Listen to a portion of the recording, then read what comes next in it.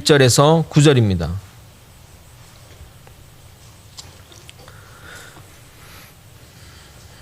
다 찾으신 줄 알고 저와 번갈아 교독하시겠습니다. 제가 먼저 1절 받들어 읽도록 하겠습니다. 아닥사스 왕 제20년 니산월에 왕 앞에 포도주가 있기로 내가 그 포도주를 왕에게 드렸는데 이전에는 내가 왕 앞에서 수심이 없었더니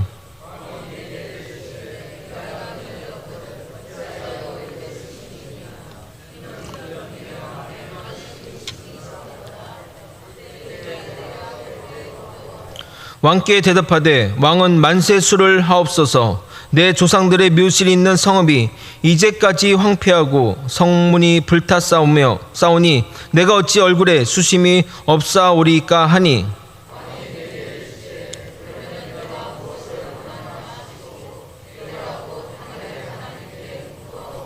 왕에게 아뢰되 왕이 만일 좋게 여기시고 종이 왕의 목전에서 은혜를 얻었사오면 나를 유다 땅 나의 조상들의 묘실이 있는 성읍에 보내어 그 성을 건축하게 하옵소서 하였는데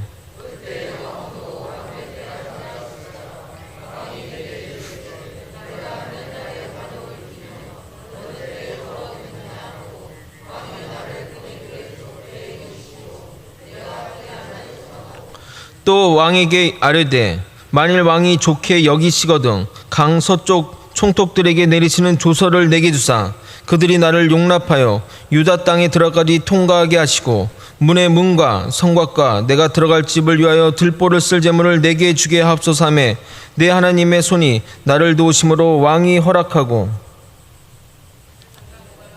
다 함께 읽겠습니다. 군대 장관과 마병을 보내어 나와 함께 하시기로 내가 강 서쪽에 있는 총독들에게 이르러 왕의 조서를 전하였더니 아멘. 오늘은 설교에 앞서 지난번 설교의 내용을 정리하도록 하겠습니다. 먼저 교회에서 자주 쓰이는 이 중보라는 용어에 대해서 알아보도록 하겠습니다. 이 중보라 함은 하나님과 사람 사이를 화해시키고 관계를 유지하도록 하는 것을 말합니다. 하나님과 사람 사이의 화해는 피로서만 죗값을 치름으로써만 가능합니다. 이것이 하나님의 공의입니다. 그래서 죄 없으신 예수님께서 인류의 죄를 지고 십자가에서 보혈을 흘리시며 죽으신 일이 중보하신 일이 되는 일입니다. 그래서 우리 교단에서는 인간을 중보자 또 인간이 드리는 기도를 중보 기도라고 하지 않습니다. 중보 기도라는 표현 대신 도구 기도 또는 협력 기도라고 말합니다. 그러나 중보가 널리 쓰이는 용어인지라 이해를 돕기 위해 저도 중보라고 말씀드리며 미리 말씀드리고 설교를 하도록 하겠습니다. 우리는 느헤미야의 기도를 통해 중보자의 자세가 어떠해야 하는지 배웠습니다. 먼저 중보자는 그들의 마음의 공감을 넘어 그들의 입장에서 내가 받는 고난처럼 아파하며 애통해하며 기도해야 합니다. 느헤미야는 조국의 아픔을 자신의 아픔으로 여겼고 그래서 금식하며 눈물로 기도를 했습니다.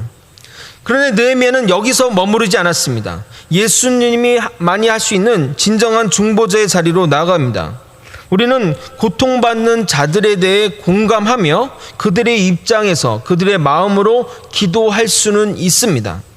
그러나 남의 죄를 자신의 죄로 여기고 그 죄의 벌까지 감당하는 것은 인간으로서는 불가능합니다.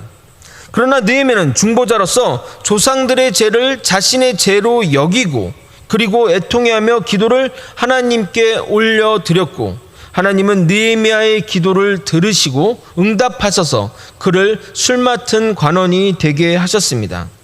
오늘은 느헤미야의 삶의 자리에서 어떻게 최선을 다해 자신의 역할을 감당했는지 살펴봄으로써 참된 지혜가 무엇인지 깨닫는 시간이 되기를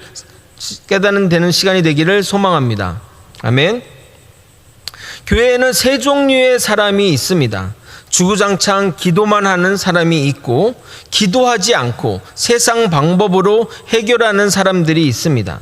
그리고 마지막으로 기도하면서 최선의 노력을 다하는 사람이 있습니다. 너무 쉬운 질문이지만 한번 물어보도록 하겠습니다. 가장 지혜로운 사람이 누구라고 생각하십니까? 당연히 마지막 기도하면서 자신이 할 수 있는 최선의 노력을 다하는 사람입니다. 그런데 의외로 교회는 첫 번째 사람과 두 번째 사람이 많이 있습니다. 제가 아는 두 부부가 있는데 그 아내분은 기도만 하시고 남편분은 기도만 안 하고 세상적인 방법으로 해결하시는 분이십니다. 두 분이 이렇게 반반씩 섞어서 놓으면 정말 놀라운 삶의 이적들을 경험하실 것 같은데, 그래서 그 두 분을 볼 때마다 안타까운 마음이 듭니다. 서로 맡은 역할을 감당하면 되는 것 아니냐, 부창무수처럼 아내는 기도하고 나는 이렇게 하면 되지 않냐 라고 생각할지 모르지만 하나님은 그렇게 역사하지 않으십니다. 본인이 기도하지 않으면 결코 역사는 일어나지 않습니다. 내가 기도의 주도권을 가지고 기도를 가지고 하면서 남이 중보하거나 협력하면 시너지가 나는 것이지, 본인은 기도하지 않는다면 아무 일도 일어나지 않습니다. 과거 사역하는 교회에서 어느 집사님이 기도해 달라고 이 목사님, 저 목사님, 이 전사님, 김 전사님 부탁을 하는데 정작 본인은 기도를 안 하는 분이었습니다. 심지어 자기가 무슨 기도를 부탁했는지도 모릅니다. 제가 교회를 지나가다가 그분을 보고 집사님 그 기도 제목 가지고 정말 제가 지금 기도하고 있어요 라고 하니 제가 무슨 기도를 부탁드렸죠? 라고 하길래 황당했던 적이 있었습니다. 어떤 분들은 문제 해결을 위해 아무 일도 안 하면서 기도만 하시는 분이 있습니다. 그것 또한 역사가 일어나지 않습니다. 제가 요즘 수요예배 때 여호수아 말씀으로 강의를 하는데 정말 좋고 은혜롭다고 제가 소문내고 있으니까 여러분 꼭 그 소문 듣고, 들으셨죠? 소문 들으셨죠? 꼭 오시길 바랍니다. 하나님은 출애굽한 백성들에게 약속하고 가나안 땅을 주셨습니다. 말이 주신 것이지 그 이스라엘 백성은 전쟁을 통해서 그 땅을 쟁취해야 되는 땅입니다. 물론 전쟁은 하나님이 주관하셔서 하나님의 전쟁이지만 이 이스라엘 백성도 그 전쟁터에 나서야 하는 겁니다. 하나님은 이스라엘 백성에게 이렇게 말씀하십니다. 너가 밟는 땅을, 모든 땅을 주겠다고 말합니다. 그러니까 무슨 말이냐면 이스라엘 백성도 이 밟는 노력을 해야 된다는 겁니다. 여호수아서 1장 3절에서 4절입니다. 내가 모세에 말한 바 같이 너희 발바닥으로 밟는 곳을 모두 내가 너에게 주었노니 곧 광야와 이 레바논에서부터 큰 강 유브라데 강까지 해쪽 속의 은혜와 또 해지는 쪽 대해까지 너희의 영토가 되리라. 아멘. 제 목소리가 좀 다운된다고 그래서 제가 목소리를 약간 한 톤 올려서 했더니 목에 부담이 되네요. 자, 그러기에 우리는 기도를 하면서 우리에게 맡겨진 일에 최선을 다해야 됩니다. 오늘 본문을 보게 되면 느헤미야는 하나님께 철저히 기도한 후에 최선의 노력을 하는 것을, 그 모습들을 보여줍니다. 오늘은 문제 해결을 위해 느헤미야가 쓴 언어와 또 기도와 지혜로운 모습들을 하나씩 살펴보도록 하겠습니다. 느헤미야서 1장 1절을 보게 되면 아닥사스 왕 제20년 기스르월에 내가 수상궁에 있는데 라고 시작합니다. 그리고 오늘 읽은 본문은 느헤미야 2장 1절은 이렇게 시작합니다. 아닥사스다 왕 제20년 니산월에 왕 앞에 포도주가 있기로 라고 시작합니다. 느헤미야가 조국의 아픔의 현실을 들은 때는 아닥사스 왕 제20년 기스르월이고 지금은 아닥사스 왕 제20년 니산월이라고 합니다. 기스르월이 몇 월이고 니산월이 몇일 모니까 무슨 말이냐라고 하실 것 같아서 말씀드리면, 기스르월은 대략 11월 즈음을 말합니다. 그리고 니산월은 3월에서 4월 정도를 얘기합니다. 그러므로 지금 느헤미야가 조국의 슬픈 소식을 듣고 금식하며 기도한 때로부터 5개월이 지난 시점이라는 겁니다. 아마 그는 매일 조국을 위해, 그리고 그 조국을 위해 내가 무엇을 할 수 있기를 소망하며 기도했을 것입니다. 그러나 그는 그 기도를만 하는 것이 아니라 철저한 준비를 했습니다. 그가 하고자 하는 일들이 결코 쉬운 일이 아니었기 때문입니다. 그가 어떻게 조국을 위한 일들을 준비했는지 하나씩 살펴보도록 하겠습니다. 먼저 1장 2절에 보게 되면 그는 술 맡은 관원으로서 왕에게 포도주를 드리면서 수심에 가득한 얼굴로 대했다고 말합니다. 그러나 그가 왕 앞에 수심 어린 얼굴로 나선다는 그 자체가 목숨을 내놓은 일입니다. 그 당시 왕에 대한 독살이 횡행하던 시절이라 측근 중에 측근만이 술 맡은 관원 또는 떡 맡은 관원이 될 수 있었습니다. 그들은 왕보다 먼저 앞서 음식을 맛보고 이상이 없음을 알리는 자들입니다. 그러기에 왕은 식사 전에, 밥 먹기 전에 그 사람 얼굴을 봐요. 아무 이상 없나? 아무 이상 없군 하면서 하는 사람이 있어 그 사람의 안색을 살피게 됩니다. 그들이 평소에 다른 표정을 짓거나 또한 어두운 표정을 지으면 이게 무슨 음모가 있는 거 아니야? 이 음식에 뭐가 있는 것 아니야? 여겨지거나 더 나아가 반역을 벌이는군 하면서 사형에 처해지고 반역이 아니더라도 왕의 심기를 불편하게 함으로써 감옥에 갇힐 수도 있는 상황인 겁니다. 요셉이 왕의 감옥에서 간수장을 할 때 술 맡은 관원장과 떡 맡은 관원장이 갇힌 적이 있는데 결국 한 명은 복권이 되고 한 명은 교수형에 처해졌습니다. 그들이 왕의 측근이라 권력에 가깝지만 왕이 만약 의심이 많은 자라면 죄가 없어도 목숨이 왔다 갔다 할 수 있는 일인 것입니다. 그래서 그 두 관원은 항상 왕 앞에서 포커페이스로 아무 일이 없는 것처럼 행동해야 합니다. 그럼에도 그가 수심에 찬 얼굴로 나선다는 것은 무슨 이유 때문에 그럴까요? 조국에 대한 안타까운 현실 때문이라 하기에는 너무 시간이 흐르지 않았나 생각이 듭니다. 아무리 힘들고 또 어려운 일들이라도 시간이 지나면 무덤덤해지는 게 당연한 일입니다. 그가 조국의 이야기를 들은 지가 5개월이 지났는데 아직도 수심이 가득하다는 것은 쉽게 이해가 되지 않습니다. 그리고 성경에도 보면 그전에는 수심이 없었다고 분명히 얘기하고 있습니다. 그러니까 지금 이 느헤미야의 이 수심은 뭐죠? 준비된 수심이라는 겁니다. 그전에는 한 번도 왕 앞에 수심 있는 얼굴로 나서지 않았는데 이 날을 준비하여 나온 것입니다. 그런데 왕이 병도 없는데 왜 수심이 있냐고 물어보자 느헤미야는 준비된 것임에도 불구하고 목숨을 걸고 하는 일이기에 크게 두려웠다고 말하고 있습니다. 2절을 한번 같이 읽어보겠습니다. 2절 읽겠습니다. 시작.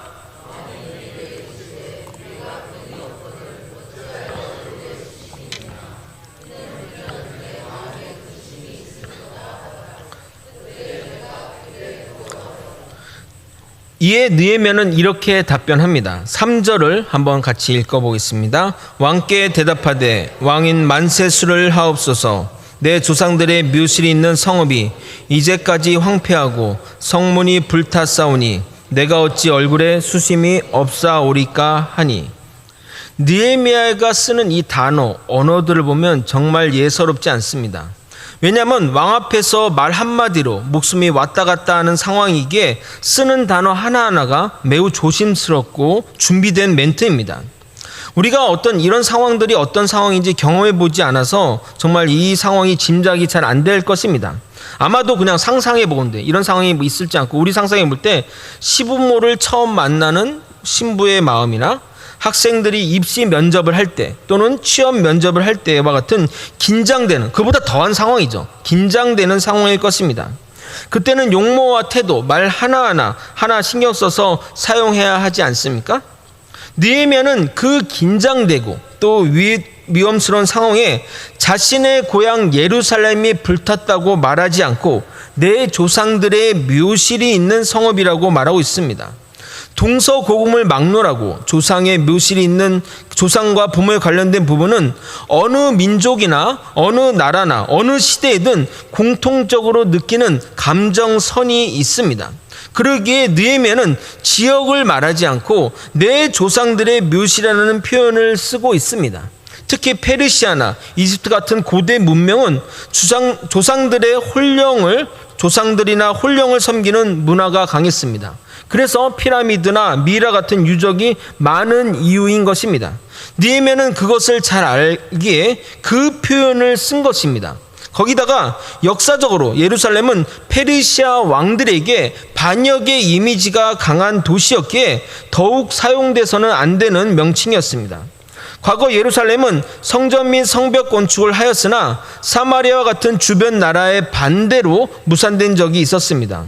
그들은 이스라엘을 음해하여 왕을 대적하기 위해 음모를 꾸미고 저 성벽을 건축하면 세금도 안 내고 하나님께 왕에게 반역을 할 것이라는 상소를 올렸고, 이에 아닥사스다 왕은 성전 및 성벽 건축을 중단시켰기 때문입니다. 이 내용이 에스라서에 기록되어 있습니다. 여기 나오는 아닥사스다는 느헤미야 시대의 아닥사스와 같은 사람의 이름이 아닙니다.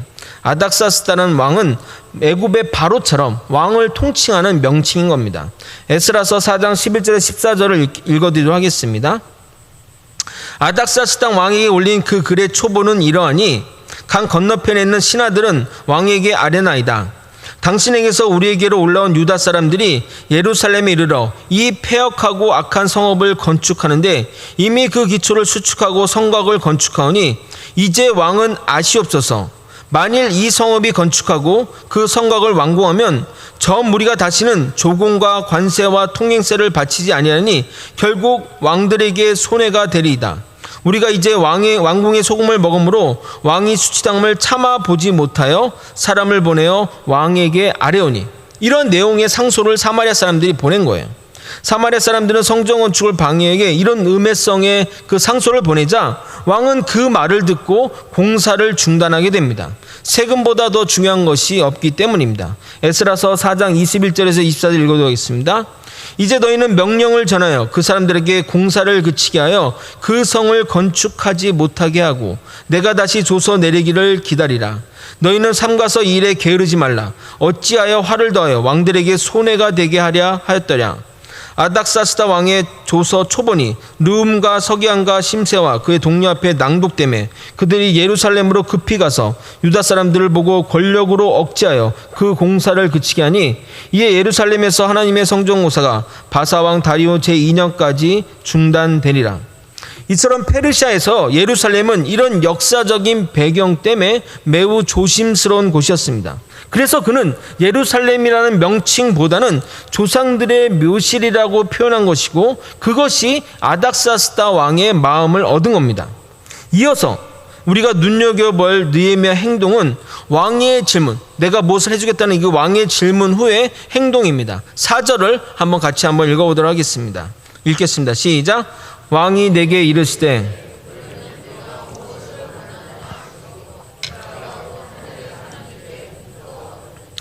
왕이 이렇게 얘기한 겁니다. 내가 무엇을 해줄까? 라고 얘기를 하자 느헤미야는 그 사이에 잠깐 사이에 정말 놀라운 일을 하게 됩니다. 느헤미야는 왕이 답변해서 하나님께 잠시 기도를 하게 됩니다. 뭐 이렇게 기도하진 않겠죠. 왕이 잠시 기다립시오. 하나님 아버지 이렇게 주님 이렇게 하지는 않았겠죠. 얘기하는 순간에 이렇게 얘기하면서 마음속으로 짧게 하나님 도와주십시옵소서, 하나님 역사해 주옵소서 이렇게 했겠죠. 했지만 정말 이 순간이 어떤 순간인지 아십니까? 자기의 생명을 주관하는, 그리고 그 시대 최고의 권력자 앞에서 그 기도할 수 있는 마음의 자세가 얼마나 대단합니까? 그는 얼마나 기도의 사람인지 그것을 보여주는 겁니다. 아마도 그는 짧게 담대하게 말할 수 있도록 도와주시고 하나님이 역사하셔서 이 자신의 말이 실행이 되도록 기도했을 것입니다. 그리고 느헤미야는 이렇게 이야기합니다. 2장 5절을 제가 읽어드리도록 하겠습니다. 왕에게 아뢰되 왕이 만일 좋게 여기시고 종이 왕의 목전에서 은혜를 얻었사오면 나를 유다 땅 나의 조상들의 묘실이 있는 성읍에 보내어 그 성을 건축하게 하옵소서 하였는데, 느헤미야는 왕에게 자신의 고향 조상들의 묘실이 있는 성읍에 보내어 그 성을 건축하게 해달라고 말합니다. 그러나 느헤미야는 끝까지 예루살렘이라 말하지 않고 나의 조상들의 묘실이라는 표현을 쓰면서 감성적인 표현을 사용합니다. 또한 그는 더 나아가 건축에 필요한 물자들을 주실 걸과 주변의 방해 세력으로부터 자신을 지켜서 자기가 그곳에 갈 동안 안전을 지켜달라고 요청하게 됩니다. 왕의 입장에서는 정말 이 말도 안 되는 부탁인데, 자신의 고향에 그 느헤미야를 보내주는 것도 감지덕지한 일인데 건축에 필요한 자재를 주시며 자신의 신변 보호까지 해달라고 하니 말입니다. 그런데 왕은 그 제안을, 그 요청을 들어주게 됩니다. 왜 이런 일이 벌어졌을까요? 왕은 느헤미야의 말도 안 되는 부탁을 허락하게 된 그 이유를 한번 살펴보도록 하겠습니다. 첫 번째 이유는 그동안 느헤미야가 왕에게 한 진심 어린 행동, 충성 어린 행동 때문입니다. 느헤미야는 왕에게 이렇게 말합니다. 5절 전반부에 왕이 만일 좋게 여기시고 종이 왕의 목전에서 은혜를 얻어 싸우면, 즉 이 말은 뭐냐면 왕이 저를 좋게 보셔서 은혜를 베풀고자 하시면 이라는 해석이 될 겁니다. 이렇게 말할 수 있는 이유는 그동안 왕에게 느헤미야가 잘했기 때문입니다. 사람은 상대방이 자신에게 대하는 태도의 진정성을 직감적으로 알 수 있습니다. 저 부하 직원이 나에게 웃는 것은 비즈니스적인 웃음인지 아니면 진정으로 좋아서 웃는 건지 안다는 겁니다. 반대로 부하 직원도 자기 상사가 자기를 위해서 대하는 것인지 부하 직원의 미래를 생각해서 하는 일인지 아니면 자기가 출세하고자 자기 부하를 부리는 건지 안다는 겁니다. 그렇지 않습니까? 그러나 느헤미야는 그 왕에게 진심을 다해 섬긴 것입니다. 이처럼 느헤미야는 고향의 비참한 소식을 듣고 눈물로 금식하며 기도하였습니다. 그러나 그는 기도만 한 것이 아니라 언젠가 올 기회를 위해 철저히 준비했습니다. 무려 5개월의 시간 동안 말입니다. 그래서 그는 왕 앞에서 절대 힘들거나 또 슬픈 기색을 한 번도 내지 않고 5개월 동안 왕을 성심성의껏 모셨습니다. 그런 그를 왕은 더욱 신뢰하게 된 것입니다.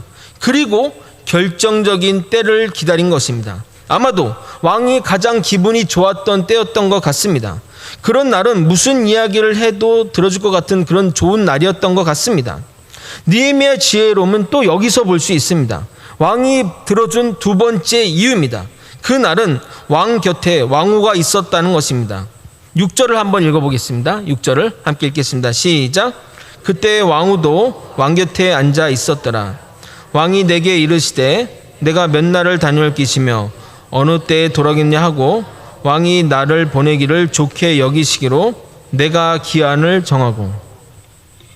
이 6절을 이게 보게 되면 먼저 서두에 그때 왕후도 왕 곁에 있었다 이렇게 되어 있지만 히브리어 원문상을 보게 되면 왕이 느헤미야에게 질문하는 문장 안에 왕후가 왕 곁에 있음을 말하고 있습니다. 그러니까 그 본문을 따라서 읽어보면 왕이 내게 이르시되 콤마 그때 왕후도 왕 곁에 앉아 있었더라 콤마 내가 몇 날을 다녀올 길이며 점점점 이렇게 얘기했다는 겁니다.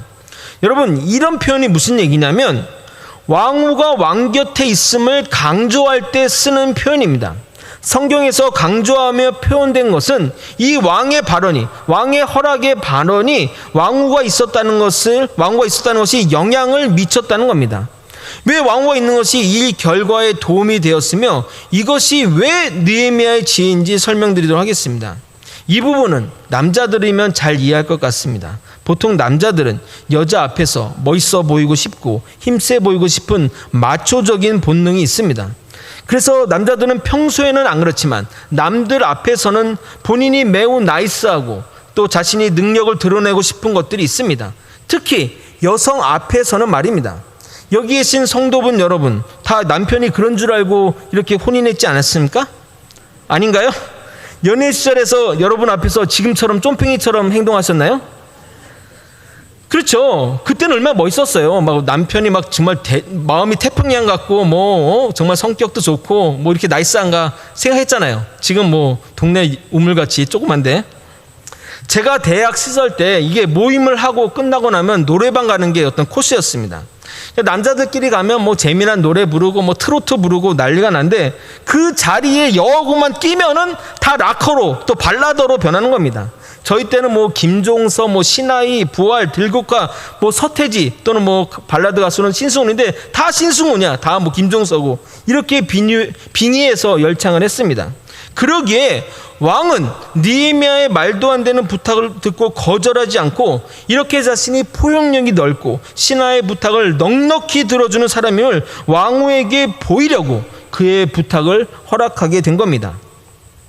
정리하자면 느헤미야는 가장 최적의 날을 골랐습니다. 왕이 가장 기분 좋았던 날이었나 봅니다. 거기다가 그 자리에 왕후도 함께 자리를 했습니다.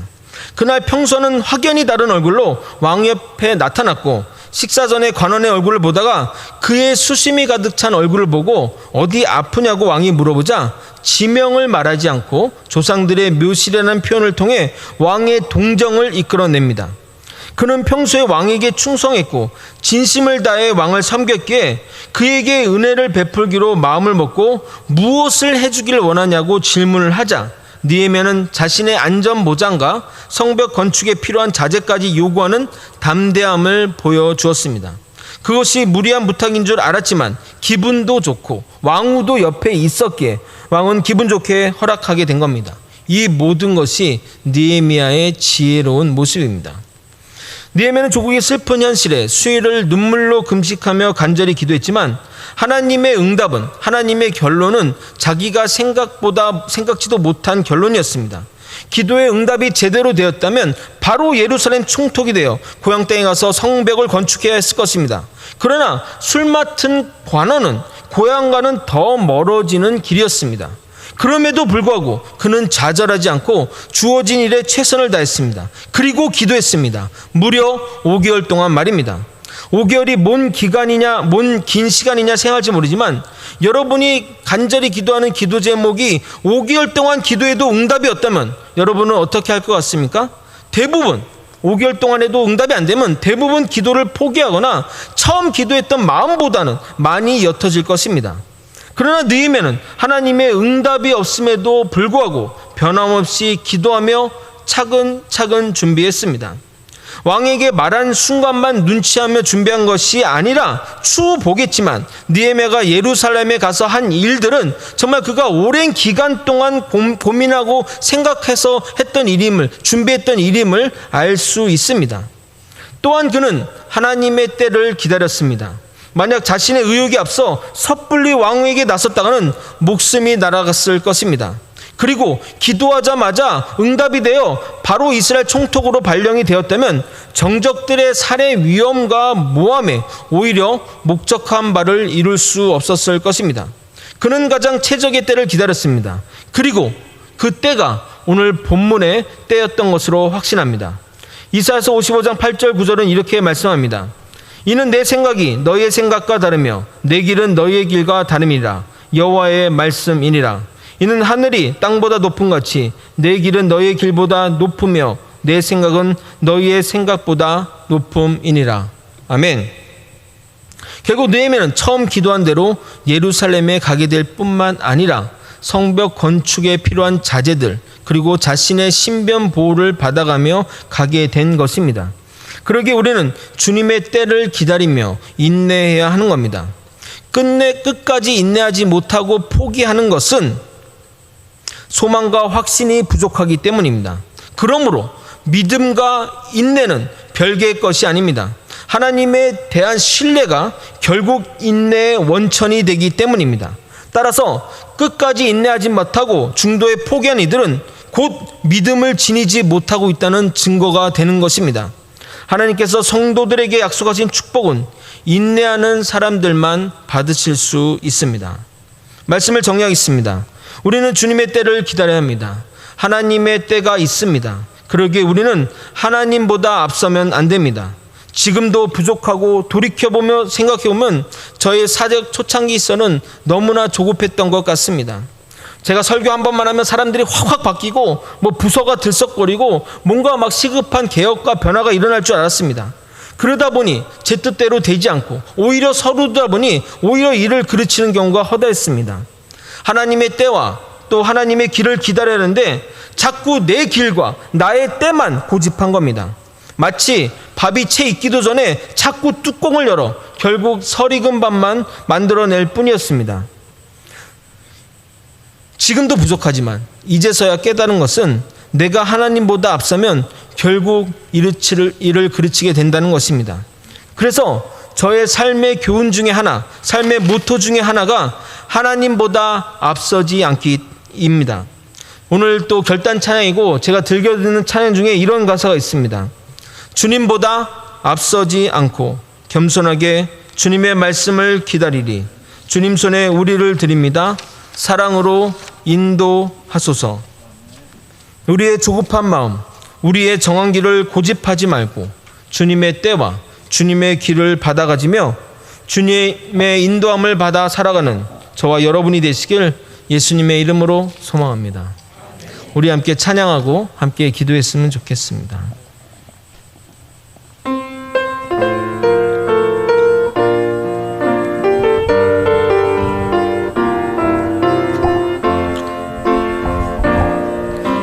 오늘 이곳에 계신 성령님, 우리에게 말씀하시고 우리 가르치소서.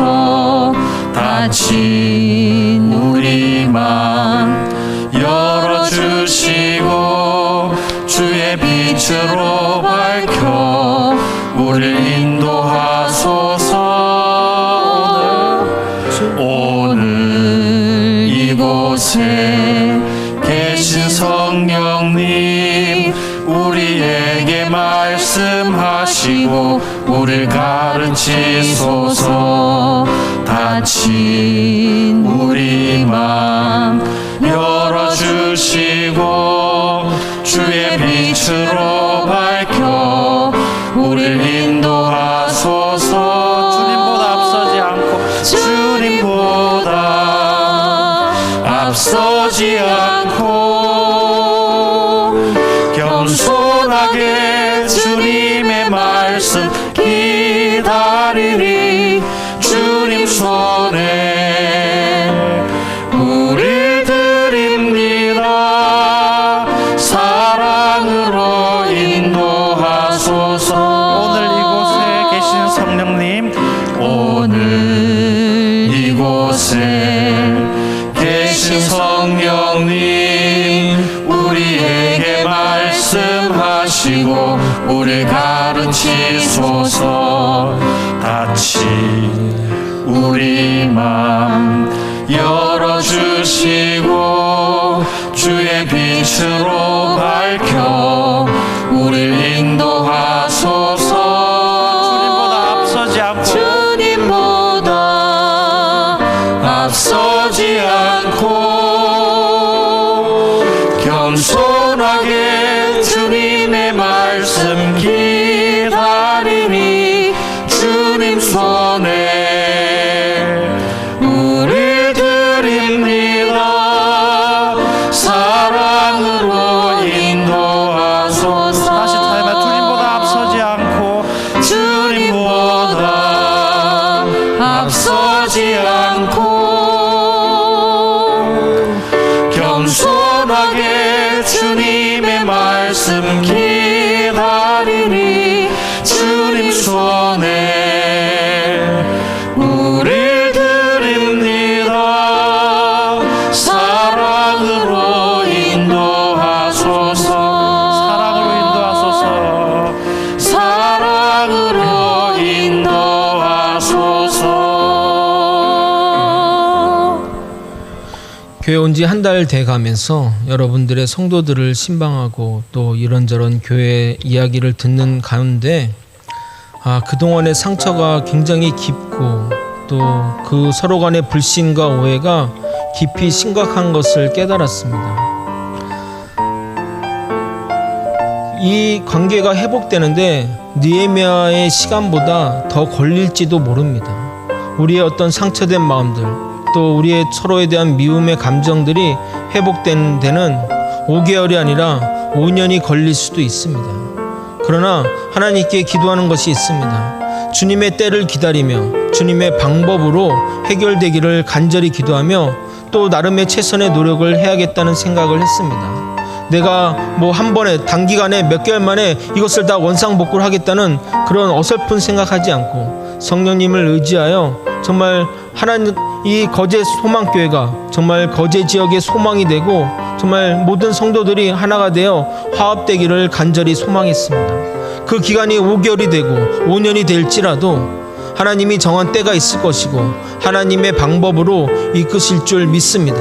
그 길에 정말 여러분 함께 가시지 않겠습니까? 우리의 서로에 대한 미움과 또 여러 가지 것들을 내려놓고 주님이 역사할 줄을 믿으며 살아가기를 소망합니다. 다 함께 주님의 이름 한번 부르고 통성으로 기도하시겠습니다. 주여 그래도 하나님 아버지, 하나님의 은혜 가운데 아버지 주님보다 앞서지 않고 주님의 때를 기다리며 아버지 우리가 지나갔던 모든 상처와 모든 것들이 아버지 서로에 대한 불신과 불만이 아버지 사라질 수 있도록 역사하여 주시옵소서. 아버지 서두르지 않겠습니다. 아버지 단기간에 무언가 해결하려고 하지 않겠습니다. 주님 기도하면서 아버지 상처된 마음들을 하나하나씩 회복하며 말씀으로 하나씩 회복하며 주님의 뜻을 강구하며 기도하는 아버지 우리 모두가 되게 도와주시옵소서. 하나님 아버지 상처가 깊습니다. 서로에 대한 불신과 불만과 아버지 안타까움이 너무나 깊습니다. 그럼에도 분명히 주님이 만져주셔서 그 아픔들을 회복시켜 주시고 아버지 사랑으로 감싸줄 날이 올 것을 믿습니다. 정말 우리 거제 소망교회가 아버지 거제도의 소망이 되는 교회가 되게 도와주시옵소서. 성도들이 정말 하나 되어 서로를 아끼고 사랑하며 정말 평생을 같이 함께할 동역자라고 고백할 수 있는 아버지 그런 거제 소망교회가 되게 도와주옵소서. 그래서 교회 오는 것이 즐겁고 사람 보는 것이 행복하고 말씀 듣는 것이 행복하고 말씀 따라 주님 따라 사는 것이 행복한 삶을 살 수 있도록 아버지 정말 거제 소망교회가 그런 교회가 될 수 있도록 이끌어 주시옵소서. 아버지 조급하지 않게 아버지 정말 주님의 때를 기다리며 하루하루 주님께 기도하며 나에게 주어진 사명들을 감당하게 도와주시옵소서. 그 기간이 얼마가 될지라도 주님은 분명히 이 모든 것을 회복시켜 줄 줄 믿습니다. 주님의 때를 기다리며 언제나 주님께 기도하며 무엇보다 기도로 나서는 아버지 우리가 되게 도와주시옵소서.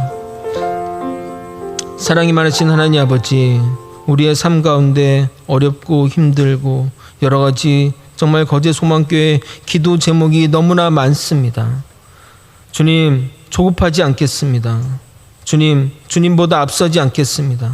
주님의 때를 기다리며 정말 주님이 우리 거제 소망교회를 회복시켜 주시고 정말 거제도의 소망이 되는 교회가 될 때까지 나에게 주어진 사명들, 우리에게 주어진 사명들을 감당하며 살아가는 우리 성도들 또 제가 될 수 있도록 이끌어 주시옵소서. 주님이 정말 완벽한 회복, 완전한 회복을 이루실 줄 믿습니다. 그 주님을 향해 항상 기도하며 주님을 최선의 노력을 다하는 우리 모두가 되게 도와주시옵소서. 거제 소망교회 성도들을 위해 기도합니다. 군부대에 있는 자녀들 또 유학과 출장으로 떠나 있는 믿음의 자녀들이 있습니다. 주님, 그들을 주님의 은혜로 살아가게 도와주시고 좋은 교회 또 좋은 사람 연결되어 그 곳에서도 아버지 믿음 떠나지 않도록 보호하여 주시옵소서. 또한 주님의 돌보심을 경험하고 살다가 돌아와 이곳에서 꽃을 피울 수 있도록 도와주시옵소서. 우리 성도들 가운데 질병과 또 사람 사이의 관계와 물질로 또는 악한 자들의 아버지 음모로 인해 고통받는 주의 자녀들이 있습니다. 하나님이 공급해 주는 힘으로 모든 어려움을 감당할 힘을 주시고 중보자를 붙여줘서 기도로 또 여러 가지 손길로 여러 가지 모양으로 그들을 도와주셔서 부족하지 않게 채워 주시옵소서. 코로나로 인해 어려운 상황 가운데 아버지 주의 복음을 전하는 선교사님들 지켜주시고 그들의 손이 마르지 않고 돕는 손길 부어주셔서 음으로 양으로 보호해 주시옵소서. 아버지 아프가니스탄이 고통받고 있습니다. 그 나라가 정말 하나님의 역사로 복음으로 아버지 깨지고 정말 다시 한번 그 제대로 된 나라가 될 수 있도록 역사하여 주시옵소서. 그곳에서 고통받는 자들을 지켜주시고 이끌어 주시옵소서. 우리나라를 지도하는 위정자들이 조국과 민족을 위해 또 우리 국민들을 위해 일하게 도와주시고 그들이 모르고 하는 일일지라도 주님의 교회를 위해 선한 도구로 쓰임받을 수 있도록 주님 붙들어 주시옵소서. 오늘도 예배를 위해 수고하는 동역자들, 지체들 기억하소서. 그들에게 힘과 능력과 복의 복을 더하여 주시옵소서. 간구하오며 이제는 우리 주 예수 그리스도의 은혜와 우리 하나님 아버지의 크신 사랑과 성령 하나님의 감동감화 역사하시는 귀한 은총이 하나님의 때를 기다리며 주어진 삶에 최선을 다해 살아가는 거제 소망교회 성도들의 마음과 영혼과 육신의 건강과 그 가정과 사업과 직장과 사역에 관계된 모든 일 가운데 이제로부터 영원히 함께 있을지어다. 아멘.